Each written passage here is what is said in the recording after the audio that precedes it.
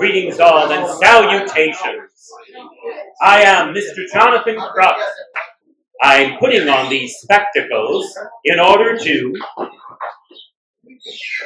give you a dramatic and full reading of the words of the document that created this new nation.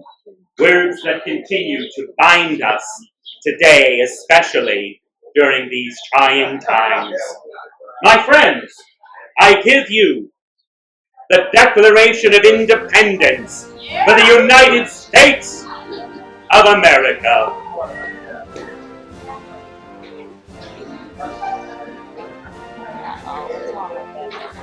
When in the course of human events, it becomes necessary for one people to dissolve the political bonds which have connected them with another, and to assume among the powers of the earth the separate and equal station to which the laws of nature and nature's God entitle them, a decent respect to the opinions of mankind requires that they should declare the causes which impel them to the separation.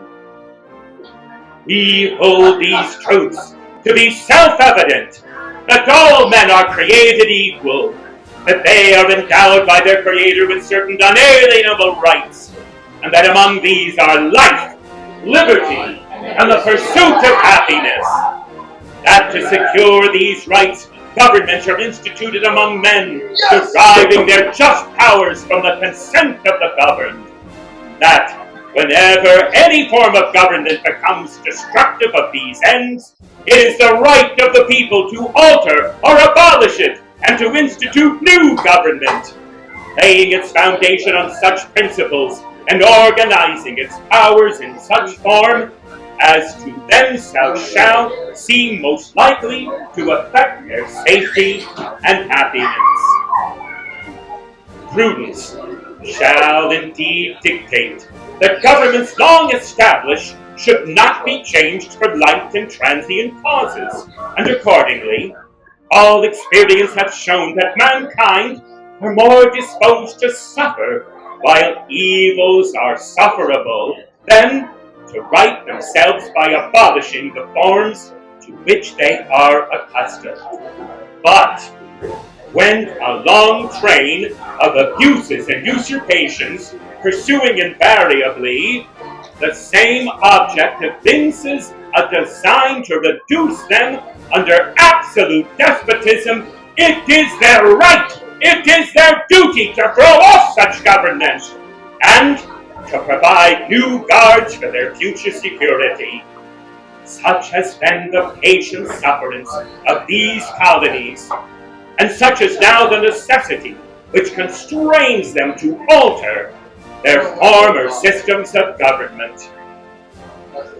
The history of the present King of Great Britain is a history of repeated injuries and usurpations, all having in direct object the establishment of an absolute tyranny over these states. To prove this, let facts be submitted to a candid world. He, the King, has refused to assent to laws the most wholesome and necessary for the public good. He has forbidden his governors to pass laws of immediate and pressing importance, unless suspended in their operation till his assent should be obtained. And when so suspended, he has utterly neglected to attend to them. He has refused to pass other laws for the accommodation of large districts of people, unless those people would relinquish the right of representation in the legislature, a right inestimable to them and formidable only to tyrants. He has called together legislative bodies at places unusual, uncomfortable, and distant from the depository of their public records, for the sole purpose of fatiguing them into compliance with his measures. He has dissolved the representative houses repeatedly for opposing with manly firmness his invasion on the rights of the people. He has refused for a long time, after such dissolutions, to cause others to be elected, whereby The legislative powers, incapable of annihilation, have returned to the people at large for their exercise, the state remaining in the meantime exposed to all dangers of invasion from without and convulsions from within. He has endeavored to present the population of these states for that purpose, obstructing the laws of naturalization of foreigners, refusing to pass others to encourage their migrations hither, and raising the conditions of new appropriations of lands. He has obstructed the administration of justice by refusing assent to laws for establishing judiciary powers.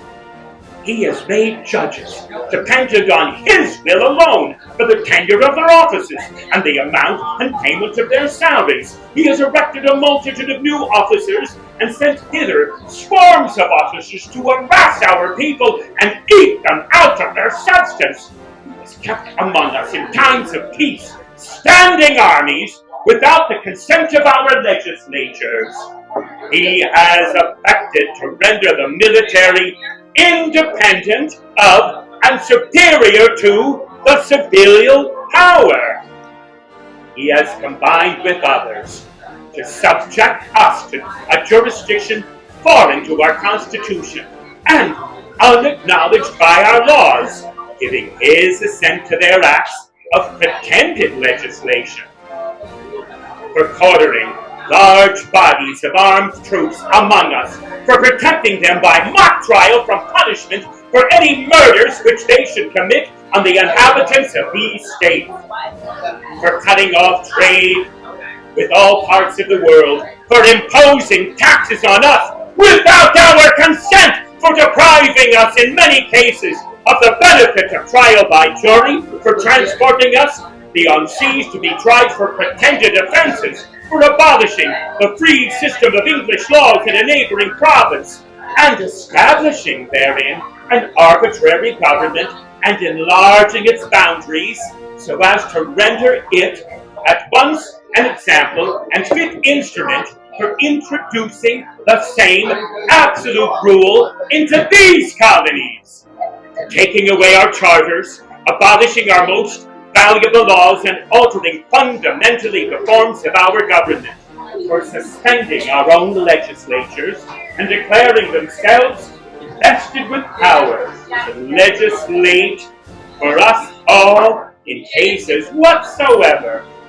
He has abdicated government here by declaring us out of his protection and waging war against us. He has plundered our seas, ravaged our coasts, burnt our towns, and destroyed the lives of our people. Yes, at this time, he is transporting large armies of federal, of foreign mercenaries to complete the works of death, desolation, and tyranny, already begun with circumstances of cruelty and perfidy scarcely paralleled in the most barbarous ages. He is a totally unworthy head of a civilized nation, has constrained our fellow citizens, taken captive on the high seas, to bear arms against us in their country, to become the executioners of their friends and brethren, or to fall themselves by their hands. He has excited amongst us domestic insurrections and has endeavored to bring upon the inhabitants of our frontiers the merciless Indian savages, whose known rule of warfare is undistinguished destruction of all ages, sexes, and conditions. In every stage of these oppressions, we have petitioned for redress in most humble terms. Our repeated petitions have been answered only by repeated injury. A prince whose character is thus marked by every act which may define a tyrant is unfit to be the ruler of a free people. Nor have we been wanting in our attentions to our British brethren. We have warned them from time to time of attempts by their legislature to extend an unwarrantable jurisdiction over us. We have reminded them of the circumstance of our emigration and settlement here, We've appealed to their native justice and magnanimity, and we have conjured them by our ties of common kindred to disavow these usurpations, which would inevitably interrupt our connections and correspondence. They too have been deaf to the voice of justice and consanguinity. We must therefore acquiesce in the necessity which denounces our separation and hold them as we hold the rest of mankind, enemies in war, in peace, friends.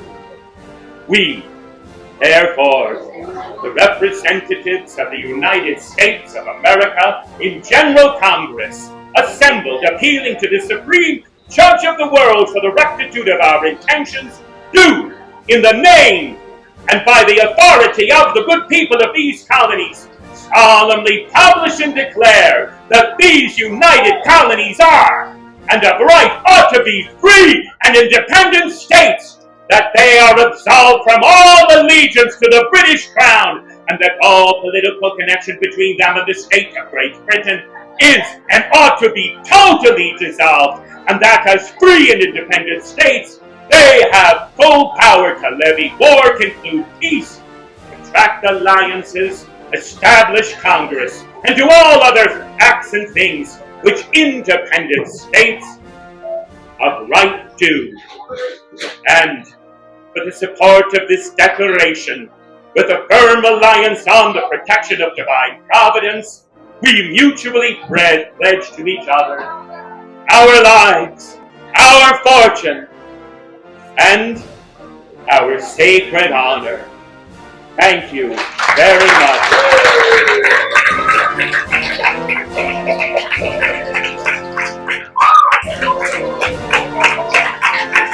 The United States Declaration of Independence.